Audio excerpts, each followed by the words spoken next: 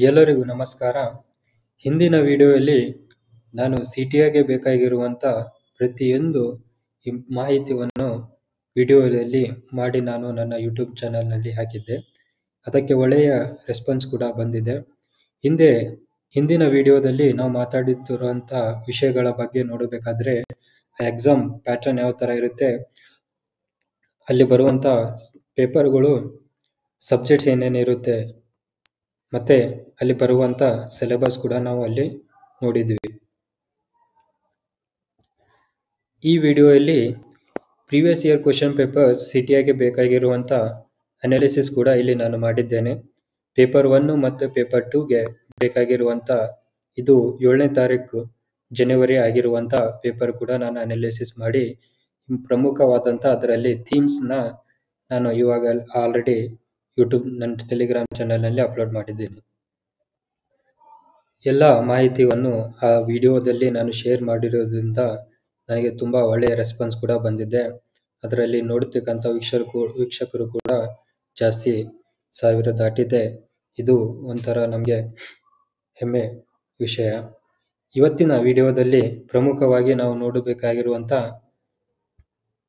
ಉಳಿದಿರುವ ದಿನಗಳನ್ನು ನಾವು ಯಾವ ಥರ CTIಗೆ ಉಪಯೋಗಿಸ್ಕೊಳ್ಬೇಕು ಅಂತ. ಈ ವಿಡಿಯೋದಲ್ಲಿ ಉಳಿದಿರುವ ದಿನಗಳನ್ನು ಯಾವ ಥರ CTI ಎಕ್ಸಾಮ್ಗೆ ಉಪಯೋಗಿಸ್ಕೊಳ್ಬೇಕು ಅಂತ ನಾನು ಹೇಳ್ತೀನಿ. ಮತ್ತು ಇದರಲ್ಲಿ ಮಾಡುವಂಥ ಡೂಸ್ ಮತ್ತು ಡೋಂಟ್ಸ್ ಏನೇನಿರುತ್ತೆ ಅಂತ ಇಲ್ಲಿ ನಾವು ನೋಡ್ಬೋದು. ನಮಗೆ ಪರೀಕ್ಷೆಗಿಂತ ಮುಂಚೆ ನಾವು ಏನು ಮಾಹಿತಿಯನ್ನು ನಾವು ಏನು ಮಾಡಬೇಕು ಮತ್ತು ಮಾಡಬಾರ್ದಂಥ ವಿಷಯಗಳ ಬಗ್ಗೆ ನಾನು ಇಲ್ಲಿ ಡಿಸ್ಕಷನ್ ಮಾಡ್ತೀನಿ. ಮತ್ತು ಎಕ್ಸಾಮ್ ಹಾಲಿನಲ್ಲಿ ಯಾವ ಥರ ಎಕ್ಸಾಮ್ ಪೇಪರ್ನ ಡೀಲ್ ಮಾಡಬೇಕು ಮತ್ತು ಎಕ್ಸಾಮ್ ಆದಮೇಲೆ ಯಾವ ಥರ ಏನೇನು ವಿಷಯಗಳ ಬಗ್ಗೆ ನಮಗೆ ಗಮನ ಇರಬೇಕಂತ ನಾವು ಈ ವಿಡಿಯೋದಲ್ಲಿ ಮಾತಾಡೋಣ. ಮೊದಲನೇದಾಗಿ ಈ ವಿಡಿಯೋದಲ್ಲಿ ಉಳಿದಿರುವ ದಿನಗಳನ್ನು ಯಾವ ಥರ ಉಪಯೋಗಿಸ್ಕೊಳ್ಬೇಕಂದ್ರೆ, ನಮಗೆ ಬೇಕಾಗಿರುವಂಥ ಪೇಪರ್ 1 ಮತ್ತು ಪೇಪರ್ 2ಗೆ ಬೇಕಾದಂಥ ಸಬ್ಜೆಕ್ಟ್ಗಳನ್ನು ನೀವು ನೋಡಿದರೆ, ಈ ಸಬ್ಜೆಕ್ಟ್ ಪೇಪರ್ 2ನಲ್ಲಿರುವಂಥ ಕನ್ನಡ, ಇಂಗ್ಲೀಷ್ ಮತ್ತು ಕಂಪ್ಯೂಟರ್ ಇಲ್ಲಿ ಮ್ಯಾಕ್ಸಿಮಮ್ 70 ಅಬೌವ್ ನಾವು ಸ್ಕೋರ್ ಮಾಡಬಹುದು ಒಳ್ಳೆಯ ಥರ ಓದಿದರೆ. ಇದರಿಂದ ಮತ್ತು ಪೇಪರ್ 1ನಲ್ಲಿ ಆಗಿರುವಂಥ ನಮಗೆ ಬೇಕಾಗಿರುವಂಥ ಮುಖ್ಯ ಸಬ್ಜೆಕ್ಟ್ಗಳು ಹಿಸ್ಟ್ರಿ, ಜಿಯೋಗ್ರಫಿ, ಪಾಲಿಟಿ, ಎಕಾನಮಿ ಮತ್ತು ಎನ್ವೈರ್ಮೆಂಟ್ ಕೂಡ ನಾವು ಇದರಲ್ಲಿ ನೋಡ್ಬೋದು. ಇದೇ ಪರೀಕ್ಷೆಗೆ ಬೇಕಾಗಿರುವಂಥ ಉಳಿದಿರುವ 8 ದಿನಗಳನ್ನು ಯಾವ ಥರ ಉಪಯೋಗಿಸ್ಕೊಳ್ಬೇಕು ಮತ್ತು 8 ದಿನ ನಾವು ಹೇಳ್ಕೊಳ್ಳೋಕೆ ಮಾತ್ರ 8 ದಿನ, ಅದರಲ್ಲಿ ನಾವು ಜಾಸ್ತಿ ಸ್ಟಡಿ ಮಾಡಿದರೆ ಅದು 16 ಡೇಸ್ ಆಗಿ ಕೂಡ ಪರಿವರ್ತನೆ ಆಗುತ್ತೆ. ಇದರಲ್ಲಿ ನಾವು ಬೇಕಾಗಿರುವಂಥ ಏನೇನು ವಿಷಯಗಳ ಬಗ್ಗೆ ತಲೆಯಲ್ಲಿ ಇಟ್ಕೋಬೇಕು ಅಂತ ನಾನು ಹೇಳ್ತೇನೆ. ಓಕೆ, ಇದ್ರ ಜೊತೆಗೆ ನಿಮಗೆ ಪ್ರಾಪರ್ ಸ್ಲೀಪ್ ಕೂಡ ತುಂಬ ಇಂಪಾರ್ಟೆಂಟು, ಅದು ಕೂಡ ಗಮನದಲ್ಲಿ ಇಟ್ಕೊಳ್ಳಿ. ಮುಂದೆ ಎಕ್ಸಾಮ್ ಆಗಿರುವ 7ನೇ ತಾರೀಕು ಆಗಿರುವಂಥ ಎಕ್ಸಾಮ್ ಉಳಿದಿರುವ 8 ದಿನಗಳಲ್ಲಿ ಯಾವ ಥರ ಉಪಯೋಗಿಸ್ಕೊಳ್ಬೇಕಂದ್ರೆ, ಎಲ್ಲರಿಗಿಂತ ಮುಂಚೆ ಈ ಹೈದರಾಬಾದ್ ಕರ್ನಾಟಕದಲ್ಲಿ ಆಗಿರುವಂಥ ಪ್ರಶ್ನೆ ಪತ್ರಿಕೆನ ನೀವು ಟೆಸ್ಟ್ ಥರ ಕೊಡಿ. ಅದರಲ್ಲಿ ಏನು ಅನಾಲಿಸಿಸ್ ಮಾಡಬೇಕಂದ್ರೆ, ಈ ಪೇಪರ್ನ ಯಾವ ಥರ ಕೊಡಬೇಕಂದ್ರೆ, ಬೆಳಗ್ಗೆ ಯಾವ ಥರ 10 ಗಂಟೆಗೆ ನಮ್ಮ GS ಪೇಪರ್ ಇರುತ್ತೆ, ಅದು 1.5 ಗಂಟೆ ಟೈಮ್ ಹಚ್ಚಿ ನಾವು ಕೊಡಬೇಕಾಗುತ್ತೆ. ಉಳಿದಿರುವ ಸಮಯ ಮಧ್ಯಾಹ್ನ 2 ಗಂಟೆಯಿಂದ 4 ಗಂಟೆ. ಈ ಸಮಯದಲ್ಲಿ ನೀವು ಕೊಡುವುದರಿಂದ ನಿಮಗೆ ಒಂದು ಕಾನ್ಫಿಡೆನ್ಸ್ ಬರುತ್ತೆ ಯಾವ ಥರ ನೀವು ಎಕ್ಸಾಮ್ನಲ್ಲಿ ಡೀಲ್ ಮಾಡಬೇಕಂತ. ನಾನೆಲ್ಲರಿಗೂ ಹೇಳೋದಂದರೆ, ಟೆಲಿಗ್ರಾಮ್ ಚಾನಲ್ನಲ್ಲಿ ಈ ಬೇಕಾಗಿರುವಂಥ ಪ್ರಶ್ನೆ ಪತ್ರಿಕೆಗಳನ್ನ ಮತ್ತು ಆನ್ಸರ್ಸ್ ಕೀನ ಅದರಲ್ಲಿ ಅಪ್ಲೋಡ್ ಮಾಡಲಾಗಿದೆ. ಅದನ್ನು ಟೆಸ್ಟ್ ಥರ ಕೊಡಿ. ಅದರಲ್ಲಿ ಬೇಕಾಗಿರುವಂಥ ಮಾಹಿತಿನ ಯಾವ ಥರ ಅನಾಲಿಸಿಸ್ ಮಾಡಬೇಕಂತ ನಾನು ಹೇಳ್ತೀನಿ. ಅದರಲ್ಲಿ ಪ್ರಮುಖವಾಗಿ ಕನ್ನಡ, ಇಂಗ್ಲೀಷ್ ಮತ್ತು ಕಂಪ್ಯೂಟರ್ನಿಂದ ಯಾವ ವಿಭಾಗದಿಂದ ಯಾವ ಸೆಕ್ಷನ್ನಿಂದ ನಮಗೆ ಪ್ರಶ್ನೆಗಳು ತಪ್ಪಾಗ್ತಾ ಇದೆ ಮತ್ತು ಅದರಿಂದ ನಾವು ಮಾಡಿರುವಂಥ ಮಿಸ್ಟೇಕ್ಸ್ನ ಯಾವ ಥರ ಕರೆಕ್ಷನ್ ಮಾಡಿಕೊಂಡು ಮುಂದೆ ಬರುವ ಪರೀಕ್ಷೆಯಲ್ಲಿ ಯಾವ ಥರ ಮಾಡಬಾರ್ದು ಅಂತ ನಾನು ಈ ವಿಡಿಯೋದಲ್ಲಿ ಹೇಳ್ತೀನಿ. ಈ ವಿಡಿಯೋದಲ್ಲಿ ಕನ್ನಡ ಮತ್ತು ಇಂಗ್ಲೀಷ್ ಮತ್ತು ಕಂಪ್ಯೂಟರ್ನ 7ನೇ ತಾರೀಕು ಆಗಿರುವಂಥ ಪೇಪರ್ ನಾನು ಆಲ್ರೆಡಿ ಅನಾಲಿಸಿಸ್ ಮಾಡಿ ಅದರಲ್ಲಿ ಹಾಕಿದ್ದೇನೆ. ಅದು ಕೂಡ ನೀವು ನೋಡ್ಕೊಳ್ಬೋದು. ಇಲ್ಲಿ ಮಾರ್ಕ್ಸ್ ಇಂಪಾರ್ಟೆಂಟ್ ಅಲ್ಲ, ನೀವು ಮಾಡಿರುವಂಥ ಪ್ರಶ್ನೆನ ಯಾವ ಥರ ಕರೆಕ್ಟ್ ಆಗಿದೆಯಾ ಇಲ್ಲ ಅಂತ ನೀವು ಟೆಸ್ಟ್ ಮಾಡ್ಕೊಳ್ಳೋಕ್ಕೆ ಅಷ್ಟೇ ಕೊಡಿ. ಏನಾದರೂ ಅದರಲ್ಲಿ ತಪ್ಪಾಗಿದ್ದರೆ ಬೇಕಾಗಿರುವಂಥ ಮತ್ತೆ ಸೂಕ್ತ ಕ್ರಮವನ್ನು ನಾವು ತೆಗೆದುಕೊಳ್ಬೇಕಾಗುತ್ತೆ. ಇದರಲ್ಲಿ ತಪ್ಪಾಗಿದ್ದರೆ ನಾವು ಅದನ್ನು ರೀಸನ್ಸ್ನಲ್ಲಿ ಹುಡುಕಬೇಕಾಗುತ್ತೆ. ಏನು ರೀಸನ್ಸ್? ರಿವಿಷನಲ್ಲಿ ನಮಗೆ ಲ್ಯಾಕ್ ಆಯಿತಾ, ಅಥವಾ ಎಕ್ಸಾಮ್ನಲ್ಲಿ ಅಟೆನ್ಷನ್ ಕೂಡ ಇರಲಿಲ್ಲ ಅದಕ್ಕೋಸ್ಕರ ಆಯಿತಾ, ಅಥವಾ ಸಿಲ್ಲಿ ಮಿಸ್ಟೇಕ್ ಮಾಡಿರೋದ್ರಿಂದ ತಪ್ಪಾಯ್ತಾ? ಈ ಥರ ನಾವು ಆ ಪೇಪರ್ನ ನೋಡಿ ಭಯಪಟ್ಟರೆ ಅಲ್ಲಿ ಕೂಡ ನಿಮಗೆ ತಪ್ಪಾಗುವ ಚಾನ್ಸಸ್ ಇರುತ್ತೆ. ನೀವು ಉಳಿದಿರುವ ಪ್ರಶ್ನೆಗಳನ್ನು ಯಾರು ಬೇರೆಯವರು ತಪ್ಪು ಮಾಡುವುದಿಲ್ಲ, ಅದೇ ಥರ ನಾವು ಕೂಡ ತಪ್ಪು ಮಾಡೋಕ್ಕೆ ಹೋಗಬಾರ್ದು. ಇದರಿಂದ ನೀವು ರೇಸಿಂದ ಔಟ್ ಆಗ್ತೀರಾ. ಇಲ್ಲೇ ಇವಾಗಲೇ ನಾನು ಹೇಳಿದ ಪ್ರಕಾರ ರಾಂಗ್ ಆಗಲು ಮುಖ್ಯ ಕಾರಣ ಏನಿರುತ್ತೆ ಅದರಲ್ಲಿ ಡಿಸ್ಕಷನ್ ಮಾಡಿದೆ. ಅದರಲ್ಲಿ ಮತ್ತೆ ನಿಮಗೆ ತಪ್ಪಾಗಿರುವ ಕ್ವಶನ್ಗಳನ್ನು ಯಾವ ಥರ ಸ್ಟ್ರಾಂಗ್ ಮಾಡ್ಕೋಬೇಕು ಅಂತ ನಾನು ಹೇಳ್ತೇನೆ. ಇಲ್ಲಿ ಇದರಲ್ಲಿ ನೋಡ್ಬೋದು ನೀವು, ಇದರಲ್ಲಿ ಯಾವ ತಪ್ಪಾಗಿರುತ್ತೆ ಆ ಪ್ರಶ್ನೆನ, ಫಾರ್ ಎಕ್ಸಾಂಪಲ್ ನೀವು ಕನ್ನಡ ಸಬ್ಜೆಕ್ಟ್ನಲ್ಲಿ ಇವಾಗ ಸಂಧಿಗಳ ಮೇಲೆ ಪ್ರಶ್ನೆ ಬಂದರೆ ಅದು ನಿಮ್ಮದು ಆನ್ಸರ್ ತಪ್ಪಾಗ್ತಾ ಇದ್ದರೆ ಇದರಲ್ಲಿ ನೀವು ಚೆನ್ನಾಗಿ ಓದ್ಕೊಳ್ಬೇಕಾಗುತ್ತೆ ಮತ್ತೊಂದ್ಸಲ. ಇದರಿಂದ ನೀವು ಮತ್ತೆ ಅದಕ್ಕೆ ಬೇಕಾಗಿರುವಂಥ ನೋಟ್ಸ್ ಕೂಡ ನೀವು ಮಾಡ್ಕೊಳ್ಬೇಕಾಗುತ್ತೆ. ಇದರಿಂದ ನೀವು ನಿಮ್ಮಲ್ಲಿ ಇರುವಂಥ ವೀಕ್ನೆಸ್ನ ಸ್ಟ್ರಾಂಗ್ ಮಾಡ್ಕೊಳ್ಳೋದ್ರಲ್ಲಿ ತುಂಬ ಹೆಲ್ಪ್ ಆಗುತ್ತೆ. ಎಕ್ಸಾಂಪಲ್ ಅದೇ ಸಂಧಿಗಳ ಮೇಲೆ ಬಂದಿರುವಂಥ ನೋಟ್ಸ್ನ ನೀವು ಮಲ್ಟಿಪಲ್ ಟೈಮ್ ರಿವಿಷನ್ ಮಾಡಬೇಕು. ಓಕೆ, ಇದರಲ್ಲಿ ಮುಖ್ಯವಾಗಿ ಬರುವಂಥ ಚಾಲೆಂಜಸ್ ಏನಂದರೆ ಟೈಮ್ ಮ್ಯಾನೇಜ್ಮೆಂಟ್. ಇಲ್ಲಿ ಪ್ರಮುಖವಾಗಿ ನೀವು ನೋಡ್ಕೊಳ್ಬಹುದು ಟೈಮ್ ಮ್ಯಾನೇಜ್ಮೆಂಟ್ನ ಯಾವ ಥರ ಮಾಡಬೇಕಂತ. ಇವಾಗ ನಿಮಗೆ GS ಪೇಪರ್ ಇರೋದು, GS ಪೇಪರ್ 1 ಇರೋದು 1.5 ಗಂಟೆ ಮಾತ್ರ, ಅಂದರೆ 90 ನಿಮಿಷ. ಇದರಲ್ಲಿ ನೀವು 2 ರೌಂಡ್ನಲ್ಲಿ ನಿಮಗೆ ಆನ್ಸರ್ ಮಾಡಬೇಕಾಗುತ್ತೆ. ಇದರಲ್ಲಿ ಫಸ್ಟ್ ರೌಂಡ್ನಲ್ಲಿ ಬರುವಂಥ ಪ್ರಶ್ನೆಗಳನ್ನು 100% ನಿಮಗೆ ಗೊತ್ತಿದ್ದರೆ ಆ ಕ್ವಶನನ್ನು ಓದಿ ಆನ್ಸರ್ ತೆಗೆದು OMR ಶೀಟ್ನಲ್ಲಿ ತುಂಬಿ. ಆಮೇಲೆ ಸೆಕೆಂಡ್ ರೌಂಡ್ನಲ್ಲಿ ಏನು ಟೈಮ್ ಇರುತ್ತೆ ಅದರಲ್ಲಿ ಉಳಿಕಿರುವ ಅದಕ್ಕೆ ಸಮಯ ಬೇಕಾಗಿರೋದು 45 ಮಿನಿಟ್. ಇಲ್ಲಿ ನಿಮಗೆ 50% ಯಾವ ಥರ ಆನ್ಸರ್ಸ್ಗಳನ್ನ ತೆಗಿತೀರಾ ಅನ್ನೋದ್ರ ಬಗ್ಗೆ ಅಲ್ಲಿ ಮೀಡಿಯಮ್ ಮತ್ತು ಟಫ್ ಲೆವೆಲ್ನಲ್ಲಿ ನೀವು ಆನ್ಸರ್ನ ಕೊಡಬೇಕಾಗುತ್ತೆ. ಹೌದಾ? ಈ 2 ರೌಂಡ್ನಲ್ಲಿ ನಿಮಗೆ ಪ್ರಶ್ನೆ ಪತ್ರಿಕೆನ ಸಾಲ್ವ್ ಮಾಡಬೇಕಾಗುತ್ತೆ. ಈ ಹ್ಯಾಬಿಟ್ನ ಟೈಮ್ ಮ್ಯಾನೇಜ್ಮೆಂಟ್ ಮಾಡೋದು ಈ ಪ್ರಶ್ನೆ ಪತ್ರಿಕೆಯಿಂದಾನೇ ನೀವು ಹಿಂದೆ ಆಗಿರುವಂಥ ಪ್ರಶ್ನೆ ಪತ್ರಿಕೆಯ ಮೇಲೆ ಉಪಯೋಗಿಸ್ಕೊಳ್ಳಿ ಮತ್ತು ಟ್ರೈ ಮಾಡಿ ಓದೋಕ್ಕೆ ಮ್ಯಾನೇಜ್ಮೆಂಟ್ ಮಾಡೋಕ್ಕೆ ಟ್ರೈ ಮಾಡಿ. ಈ ವಿಡಿಯೋದಲ್ಲಿ ನಿಮಗೆ ಪೇಪರ್ 1ನಲ್ಲಿ ನಿಮಗೆ ಯಾವುದೇ ಥರವಾದಂಥ ಟಫ್ ಟಾಪಿಕ್ಗಳು ನಿಮಗೆ ಕಂಡ್ರೆ ಪೇಪರ್ 1ನಲ್ಲಿ ನಾನು ಹೇಳ್ತಾ ಇರೋದು ಇದರಲ್ಲಿ ಬರ್ತಕ್ಕಂಥ ಹಿಸ್ಟ್ರಿ ಆಯಿತು, ಜಿಯೋಗ್ರಫಿ ಮತ್ತು ಪಾಲಿಟಿ ಮತ್ತು ಎನ್ವೈರ್ಮೆಂಟ್ ಮತ್ತು ಎಕನಾಮಿ ಮತ್ತು ಸೈನ್ಸ್ಗೆ ರಿಲೇಟೆಡ್ ಆದಂಥ ನೀವು ಕೆಲವೊಂದು ಟಾಪಿಕ್ಗಳನ್ನ ಆಯ್ಕೆ ಮಾಡಿಕೊಂಡು, ಫಾರ್ ಎಕ್ಸಾಂಪಲ್ ಪಾಲಿಟಿನಲ್ಲಿ ನೀವು ಓದ್ತಿರ್ಬೇಕಾದ್ರೆ ಕಾನ್ಸ್ಟಿಟ್ಯೂಷನ್ ರಿಲೇಟೆಡ್ ಯಾವುದೇ ಕ್ವಶನ್ಗಳನ್ನು ತಪ್ಪು ಮಾಡಿರ್ಬೋದು. ಹೌದಾ? ಇದರಲ್ಲಿ ನಿಮಗೆ ಬೇಸಿಕ್ ನೀವು ಏನು ಓದಿರ್ತೀರ ಅದನ್ನೇ ನೀವು ಚೆನ್ನಾಗಿ ರಿವೈಸ್ ಮಾಡ್ಕೊಳ್ಬೇಕಾಗುತ್ತೆ. ಇದರಲ್ಲಿ ಯಾವುದೇ ಥರದಂಥ ಕ್ವಶನ್ಗಳನ್ನು ತಪ್ಪು ಮಾಡಬಾರ್ದು. ಓಕೆ, ಇದರಲ್ಲಿ ಸ್ಟ್ಯಾಟಿಕ್ ಮತ್ತು ಕರೆಂಟ್ ಅಫೇರ್ಸ್ಗೆ ತುಂಬ ಇಂಟರ್ಲಿಂಕೇಜಸ್ ಇರುತ್ತೆ. ಇದರಲ್ಲಿ ನೀವು ಕರೆಂಟ್ ಅಫೇರ್ಸ್ ಜಾಸ್ತಿ ಫೋಕಸ್ ಮಾಡಿಲ್ಲ ಅಂದರೆ ನಡೆಯುತ್ತೆ. ನಿಮಗೆ ಓದಬೇಕಾಗಿರುವಂಥ ಸ್ಟ್ಯಾಟಿಕ್ಸ್ನಲ್ಲಿ ಚೆನ್ನಾಗಿ ಕ್ಲಿಯರ್ ಮಾಡ್ಕೊಳ್ಬೇಕು ಬೇಸಿಕ್ ಕಾನ್ಸೆಪ್ಟ್ಗಳನ್ನ. ಇದರಲ್ಲಿ ಬೇಸಿಕ್ ಕಾನ್ಸೆಪ್ಟ್ಗಳನ್ನು ನಾವು ಓದುವಾಗ ನಾಲೆಜ್ ನಮಗೆ ಯಾವ ಥರ ಸಿಗುತ್ತೆ ಅಂದರೆ, ಒಂದು ಬೇಸಿಕ್ ಲೆವೆಲ್ನಲ್ಲಿ ಇರುತ್ತೆ, ಇನ್ನೊಂದು ಅಡ್ವಾನ್ಸ್ ಲೆವೆಲ್ನಲ್ಲಿ ಇರುತ್ತೆ. ಈ ಬೇಸಿಕ್ ನಾಲೆಜ್ನ ನೀವು ಎಷ್ಟು ಜನರಿಗೆ ಗೊತ್ತಿರುತ್ತೆ ಅದಷ್ಟು ಅಟ್ಲೀಸ್ಟ್ ನನಗೆ ಗೊತ್ತಿರಬೇಕು. ಫಾರ್ ಎಕ್ಸಾಂಪಲ್ ನಿಮಗೆ ಪಾಲಿಟಿಯಲ್ಲಿ ಓದ್ತಿರುವಂಥ ಫಂಡಮೆಂಟಲ್ ರೈಟ್ಸು ಮತ್ತು DPSPಯಲ್ಲಿ ಬರುವಂಥ ಆರ್ಟಿಕಲ್ಸು ಮತ್ತು ಫಂಡಮೆಂಟಲ್ ಡ್ಯೂಟೀಸ್ ಏನು ಬರುತ್ತೆ ಅದು ಅಟ್ಲೀಸ್ಟ್ ನಿಮಗೆ ಎಲ್ಲರಿಗೆ ಏನು ಗೊತ್ತಿರುತ್ತೆ ಅದಷ್ಟು ನಿಮಗೂ ಬೇಸಿಕ್ ರಿಸೋರ್ಸ್ನಿಂದ ಕವರ್ ಮಾಡಿರಬೇಕು. ಇದರಿಂದ ನೆಕ್ಸ್ಟ್ ಅಡ್ವಾನ್ಸ್ ಲೆವೆಲ್ದಲ್ಲಿ ನೀವು ಮಾಡ್ತಿರುವಂಥ ಕೆಲಸ ಏನಂದರೆ ಕರೆಂಟ್ ಅಫೇರ್ಸ್. ಈ ಫಾರ್ ಎಕ್ಸಾಂಪಲ್ ಆರ್ಟಿಕಲ್ 19 ರಿಲೇಟೆಡ್ ಯಾವುದಾದ್ರೂ ಟಾಪಿಕ್ ಇಲ್ಲಿ ನ್ಯೂಸ್ನಲ್ಲಿ ಇದ್ದರೆ ಅದನ್ನು ನ್ಯೂಸ್ನಲ್ಲಿಂದ ನೀವು ಓದ್ಕೊಳ್ಬೋದು. ಅದೇ ಥರ ಇವಾಗ ಬರುವಂಥ ಜಮ್ಮು ಕಾಶ್ಮೀರ್ ಇಶ್ಯೂ ಇತ್ತು, ಮಣಿಪುರ್ ವೈಲೆನ್ಸ್ನಲ್ಲಿ ಆಗ್ತಿರುವಂಥ ಆರ್ಟಿಕಲ್ಸ್ಗಳನ್ನು ಶೆಡ್ಯೂಲ್ಗಳನ್ನು ನೀವು ಅದನ್ನು ರಿವೈಸ್ ಮಾಡ್ಕೊಳ್ಬೇಕು. ಇದು ಅಡ್ವಾನ್ಸ್ ಲೆವೆಲ್ನಲ್ಲಿ ನಿಮಗೆ ನಾಲೆಜ್ ಸಿಗುತ್ತೆ. ಹೌದಾ? ಎಕ್ಸಾಮ್ಗೆ ಮುನ್ನ ಲಾಂಗ್ ಜರ್ನಿನ ಸ್ವಲ್ಪ ಅವಾಯ್ಡ್ ಮಾಡಿದ್ರೆ ಒಳ್ಳೆಯದು. ಇವಾಗ ಲಾಂಗ್ ಜರ್ನಿಯಿಂದನೂ ಕೂಡ ನಿಮಗೆ ಎಕ್ಸಾಮ್ ಹಾಲ್ನಲ್ಲಿ ತುಂಬ ಪ್ರೆಷರ್ ಬೀಳುವಂಥ ಸಾಧ್ಯತೆ ಇರುತ್ತೆ. ಯಾಕಂದರೆ ಒಳ್ಳೆ ನಿದ್ದೆ ಆಗಿಲ್ಲ ಅಂದರೆ ಅಲ್ಲಿ ಕೂಡ ನಿಮಗೆ ಪ್ರಾಬ್ಲಮ್ ಆಗಬಹುದು. ಮತ್ತು ಎಕ್ಸಾಮ್ ಸೆಂಟ್ರಿಗೆ 1 ಅವರನ್ನು ಮುಂಚೆನೇ ಹೋಗಿ ಮತ್ತು ನಿಮಗೆ ಬೇಕಾಗಿರುವಂಥ ಎಕ್ಸಸರೀಸ್ನ ಯಾವುದೇ ಥರದಂಥ ಮಿಸ್ ಮಾಡ್ಕೊಳಕ್ಕೆ ಹೋಗಬೇಡಿ. ಇದರಿಂದ ನಿಮಗೆ ಟೆನ್ಷನ್ ಕ್ರಿಯೇಟ್ ಆಗುತ್ತೆ. ಟೆನ್ಷನ್ ಕ್ರಿಯೇಟ್ ಆಗಿರೋದ್ರಿಂದ ನಿಮಗೆ ಪೇಪರ್ನಲ್ಲಿ ಸ್ವಲ್ಪ ಅದರ ಇಂಪ್ಯಾಕ್ಟ್ ಆಗುತ್ತೆ. ಅದಕ್ಕೆ ಬೇಕಾಗಿರುವಂಥ ID ಕಾರ್ಡು, ಫೋಟೋ, ಅಡ್ಮಿಟ್ ಕಾರ್ಡ್ನ ಎಲ್ಲನೂ ಕರೆಕ್ಟಾಗಿ ತೊಗೊಂಡೋಗಿ.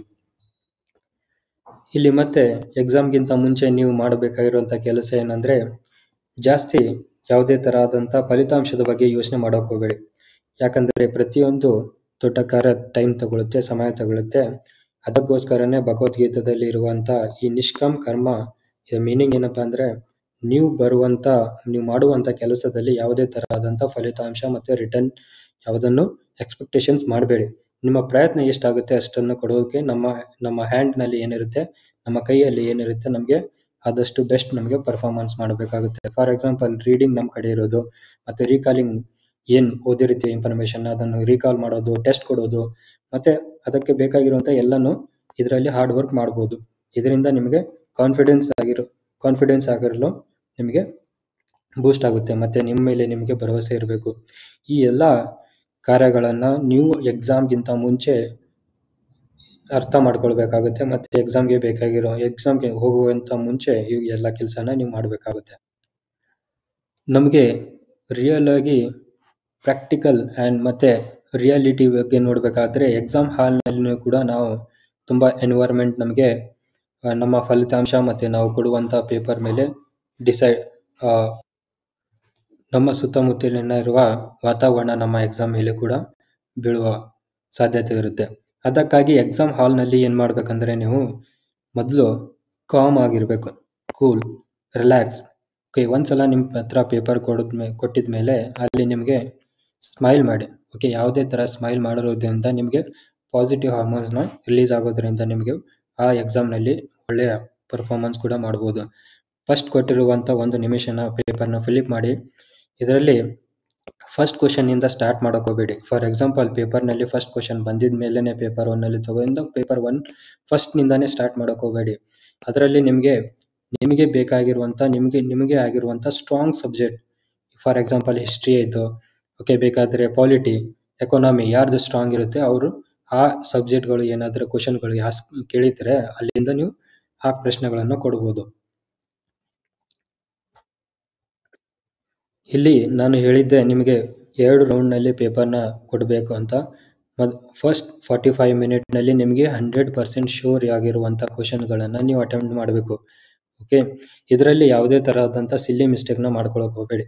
ಯಾಕಂದರೆ ಇಲ್ಲೇ ನಿಮಗೆ ರೇಸಿಂದ ಔಟ್ ಆಗುವ ಸಾಧ್ಯತೆ ಇರುತ್ತೆ. ಓಕೆ, ಆದಷ್ಟು ನಿಮ್ಮ ಫಸ್ಟ್ ಫೀಲಿಂಗ್ ಯಾವುದು ಬರುತ್ತೆ, ಯಾವುದೇ ಒಂದು ಕ್ವಶನ್ನ ಅರ್ಥ ಮಾಡಿಕೊಂಡು ಓದಿರುವಾಗ ಅಲ್ಲಿ ಬರುವಂಥ ಒಂದು ಆನ್ಸರ್ ಬರುತ್ತೆ ನಿಮಗೆ, ಯಾವುದೇ ಪರ್ಟಿಕ್ಯುಲರ್ ಆಗಿ ಅದನ್ನು ಥಿಂಕ್ ಮಾಡಿ ಮತ್ತು ರೀಕಾಲ್ ಮಾಡಿ. ಯಾವುದೇ ಇನ್ಫಾರ್ಮೇಷನ್, ಯಾವುದೇ ಪ್ರಶ್ನೆಗಳನ್ನು ನಿಮ್ಮ ಎದುರೇ ಬಂದರೆ ಅದನ್ನು ಇನ್ಫಾರ್ಮೇಷನ್ನ ರೀಕಾಲ್ ಮಾಡಿ ನೀವು ಓದಿರುವಂಥ. ಆದರೆ ಮತ್ತೆ ನೀವು ಎಕ್ಸಾಮ್ ಹಾಲ್ನಲ್ಲಿ ಪ್ರೆಸೆನ್ಸ್ ಇರುವುದರಿಂದ ನಿಮ್ಮ ಕಾಮನ್ ಸೆನ್ಸ್ ಮತ್ತು ನಿಮ್ಮ ಎಲಿಮಿನೇಷನ್ ಮೆಥಡ್ನಿಂದನೇ ತುಂಬ ಪ್ರಶ್ನೆಗಳನ್ನು ಸಾಲ್ವ್ ಮಾಡಬಹುದು. ಫಾರ್ ಎಕ್ಸಾಂಪಲ್, HK ಪೇಪರ್ ಆಗಿರುವಂಥ ಪತ್ರಿಕೆಯನ್ನು ನಾನು ಅನಾಲಿಸಿಸ್ ಮಾಡಿದ ಮೇಲೆ ಇದರಲ್ಲಿ ನೋಡ್ಕೊಳ್ಬೋದು ನೀವು ಪಾಲಿಟಿ ಮತ್ತು ಬೇರೆ ಬೇರೆ ಸಬ್ಜೆಕ್ಟ್ಗಳನ್ನು ಕೇವಲ ಕಾಮನ್ ಸೆನ್ಸ್ ಮತ್ತು ಎಲಿಮಿನೇಷನ್ ಮೆಥಡ್ನಿಂದ ನೀವು ಅಲ್ಲಿ ಕರೆಕ್ಟ್ ಆನ್ಸರ್ನ ಹಾಕ್ಬೋದು. ಫಾರ್ ಎಕ್ಸಾಂಪಲ್, ಈ ಕ್ವಶನ್ನ ನೀವು ಪಾಸ್ ಮಾಡಿ ಓದ್ಕೊಳ್ಬೋದು. ಈ ಕ್ವಶನ್ ಪಾಲಿಟಿಗೆ ಸಂಬಂಧಪಟ್ಟಿರುವಂಥದ್ದು.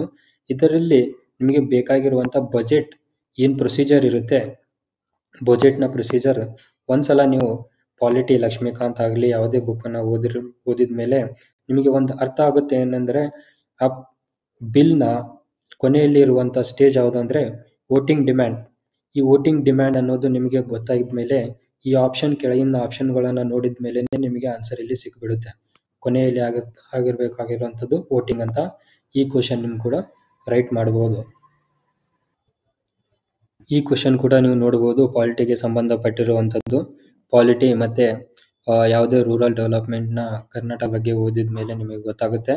ಇದರಲ್ಲಿ ಮುಖ್ಯವಾಗಿ ಪಾಲಿಟಿ ದಲ್ಲಿ ಬರುವಂಥ ಪಂಚಾಯತ್ ರಾಜ್ ಇನ್ಸ್ಟಿಟ್ಯೂಷನ್ ರಿಲೇಟೆಡ್ ಕಮಿಟೀಸ್ಗಳನ್ನು ಎಲ್ಲನೂ ಇಲ್ಲ, ಕೇವಲ ಇಂಪಾರ್ಟೆಂಟ್ ಆಗಿರುವಂಥ ಕಮಿಟೀಸ್ಗಳನ್ನು ನೀವು ಓದಿದ್ರೆ ಇಲ್ಲಿ ನಿಮಗೆ ಈಸಿಲಿ ಆಗಿ ಈ ಬಲವಂತ್ ರಾಯ್ ಮೆಹ್ತಾ ಕಮಿಟಿ ಅನ್ನೋದು ಪಂಚಾಯತ್ ರಾಜ್ಗೆ ಸಂಬಂಧಪಟ್ಟಿರೋದು. ಈ ನಿಮಗೆ ಕಮಿಟಿ ಬಗ್ಗೆ ನಿಮಗೆ ಗೊತ್ತಾಗಿದ್ದರೆ ಕೊನೆ ಆನ್ಸರ್ ಓಕೆ ಬಿ ಆನ್ಸರ್ ನೀವು ನೋಡ್ಬೋದು ಇಲ್ಲಿ 4th. ಈ ನಿಮಗೆ ಡೈರೆಕ್ಟ್ ಇಲ್ಲಿಂದ ನಿಮಗೆ ಗೊತ್ತಾಗುತ್ತೆ ಇದು ಆನ್ಸರ್ ಇದೇ ಆಗಿರುತ್ತೆ ಅಂತ.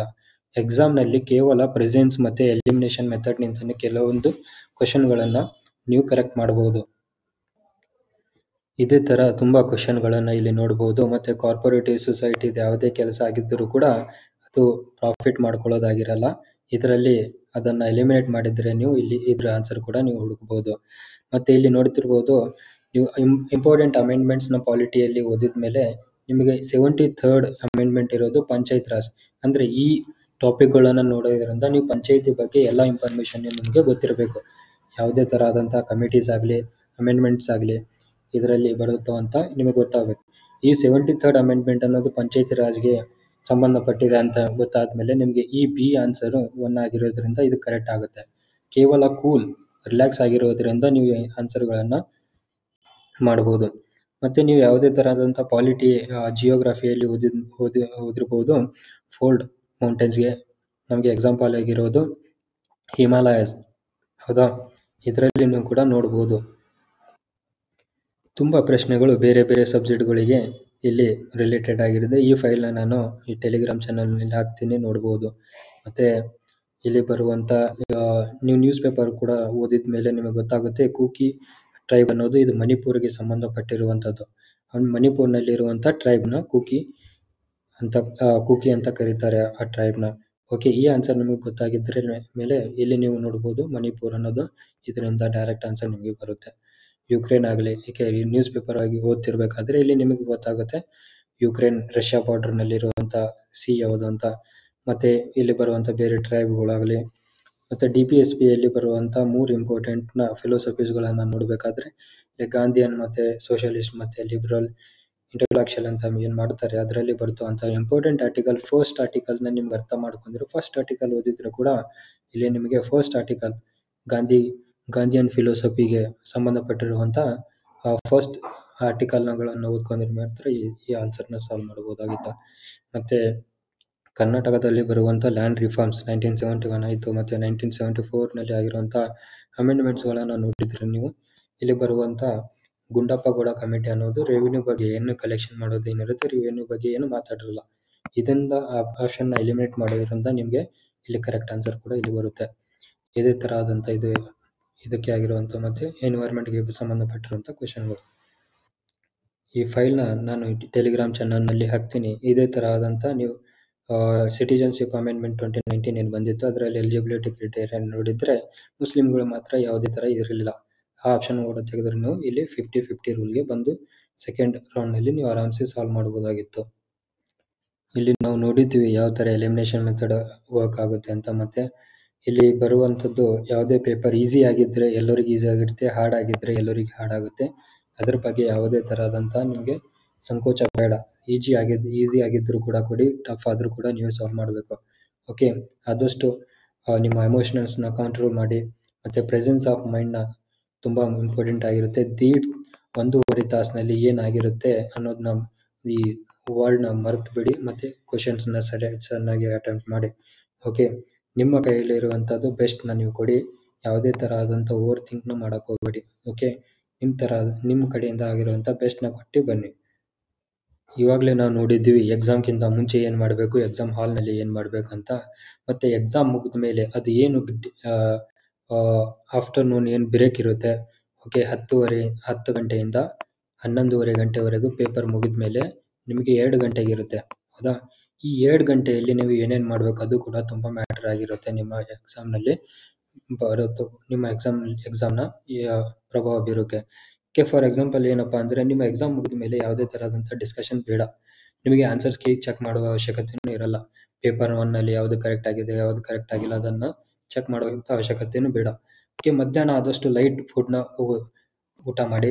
ಓಕೆ, ಯಾಕಂದರೆ ಆಫ್ಟರ್ನೂನ್ ಪೇಪರ್ ಇರೋದ್ರಿಂದ ಆಫ್ಟರ್ನೂನ್ ಯಾವುದೇ ಥರ ನಿಮಗೆ ನಿದ್ದೆ ಅದು ಬಂದರೆ ಅಲ್ಲಿ ಪೇಪರ್ ಮೇಲೆ ಇಂಪ್ಯಾಕ್ಟ್ ಆಗುತ್ತೆ. ಮತ್ತು ಆದಷ್ಟು ಆ್ಯಕ್ಟಿವ್ ಇರಿ. ಯಾವುದೇ ಥರ ಆದಂಥ ಮಲ್ಕೊಳ್ಳೋಕ್ಕೆ ಎಲ್ಲ ಮಲ್ಕೊಳ್ಳೋಕ್ಕೆ ಹೋಗಬೇಡಿ. ಯಾಕಂದರೆ ನೀವು ಆ್ಯಕ್ಟಿವ್ ಆಗಿರೋದ್ರಿಂದ ನಿಮಗೆ ಪೇಪರ್ ಆದಷ್ಟು ರಿವಿಷನ್ ಮಾಡಿ. ಕನ್ನಡಕ್ಕೆ ಬೇಕಾಗಿರುವಂಥ, ಇಂಗ್ಲೀಷ್ಗೆ ಬೇಕಾಗಿರುವಂಥ ಮತ್ತು ಕಂಪ್ಯೂಟರ್ಗೆ ಬೇಕಾಗಿರುವಂಥ ಮಾಹಿತಿನ ನೀವು ರಿವೈಸ್ ಮಾಡಿ. ಇದರದೇ ಆದಂಥ ನಾನು ಥೀಮ್ಸ್ಗಳನ್ನು ಕೂಡ ಇವಾಗ ಆಲ್ರೆಡಿ ನಾನು ಟೆಲಿಗ್ರಾಮ್ ಚಾನಲ್ನಲ್ಲಿ ಇವಾಗ ಅಪ್ಲೋಡ್ ಮಾಡಿದ್ದೀನಿ, ಅದು ಕೂಡ ನೀವು ನೋಡ್ಬೋದು. ಓಕೆ, ಇಲ್ಲಿ ಆದಷ್ಟು ಪಾಸಿಬಲ್ ರಿವೈಸ್ನ ಮಾಡಿ. ಮತ್ತು ಆಮೇಲೆ ಯಾವುದೇ ಥರ ಆದಂಥ ಮಾತನ್ನ ಆಡೋಕೋಬೇಡಿ. ಓಕೆ, ಮಾತಾಡೋದ್ರಿಂದ ನಿಮಗೆ ಅದು ಕಷ್ಟ ಆಗುತ್ತೆ. ಓಕೆ, ಆದಷ್ಟು ಲೈಟ್ ಮಾತಾಗಲಿ. ಓಕೆ, ಇದೆಲ್ಲ ನಿಮಗೆ ಎಕ್ಸಾಮ್ ಹಾಲ್ನಲ್ಲಿ ಏನೇನು ಮಾಡಬೇಕು, ಎಕ್ಸಾಮ್ಗಿಂತ ಮುಂಚೆ ಏನು ಮಾಡಬೇಕು ಮತ್ತು ಎಕ್ಸಾಮ್ ಆದಮೇಲೆ ಏನು ಮಾಡಬೇಕು ಅಂತ ಇರುವಂಥ ಮಾಹಿತಿ. ಯಾಕಂದರೆ ನಿಮಗೆ ಎನ್ವೈರ್ಮೆಂಟ್ ಕೂಡ ತುಂಬ ಇಂಪ್ಯಾಕ್ಟ್ ಬೀಳುತ್ತೆ. ಅದೇ ಆಫ್ಟರ್ನೂನ್ ಸಮಯದಲ್ಲಿ ಯಾವುದೇ ಥರ ಆದಂಥ ಮೊಬೈಲ್ನ ಆನ್ ಮಾಡೋಕೋಬೇಡಿ. ಯಾಕಂದರೆ ಇದಷ್ಟು ಮೊಬೈಲ್ ಎಷ್ಟಿರುತ್ತೆ ಅದು ಡೆವಿಲ್ ಥರ. ಓಕೆ, ಮೊಬೈಲ್ ಒಂದು ಡೆವಿಲ್ ಥರ. ಓಕೆ, ನೀವು ಮಾಡಿರುವಂಥ ಎಲ್ಲ ಹಾರ್ಡ್ ವರ್ಕ್ನ ಒಂದೇ ನಿಮಿಷದಲ್ಲಿ ಸರ್ವನಾಶ ಮಾಡುತ್ತೆ. ಆದಷ್ಟು ಮೊಬೈಲಿಂದ ಆಫ್ ಮಾಡಿ ಮತ್ತು ಮನೆಗೆ ಬರಬೇಕಾದ್ರೆ ನಕ್ಕೋತಾ ಬನ್ನಿ. ಓಕೆ, ಇದು ಒಂದು ಪಾಸಿಟಿವ್ ಇಂಪ್ಯಾಕ್ಟ್ ಇರುತ್ತೆ ನಿಮ್ಮ ಹತ್ರ. ಆಲ್ ರೈಟ್, ಇದಷ್ಟು ಮಾಹಿತಿ ಎಕ್ಸಾಮ್ನಲ್ಲಿ ಯಾವ ಥರ ನಿಮಗೆ ಡೀಲ್ ಮಾಡಬೇಕು ಮತ್ತು ಎಕ್ಸಾಮ್ಗಿಂತ ಮುಂಚೆ ಯಾವ ಥರ ನಿಮಗೆ ಪ್ರಿಪೇರ್ ಆಗಿರಬೇಕಂತ ಎಲ್ಲದ್ರ ಬಗ್ಗೆ ನಾನು ಡಿಸ್ಕಷನ್ ಮಾಡಿದ್ದೇನೆ. ಮತ್ತು ಯಾವುದೇ ಥರ ಆದಂಥ ನಿಮಗೆ ಡೌಟ್ಸ್ ಇದ್ದರೆ ನೀವು ಕಮೆಂಟ್ನಲ್ಲಿ ಮಾಡ್ಬೋದು. ಮತ್ತು ಆದಷ್ಟು ವರ್ಕ್ ಹಾರ್ಡ್ ಮಾಡಿ.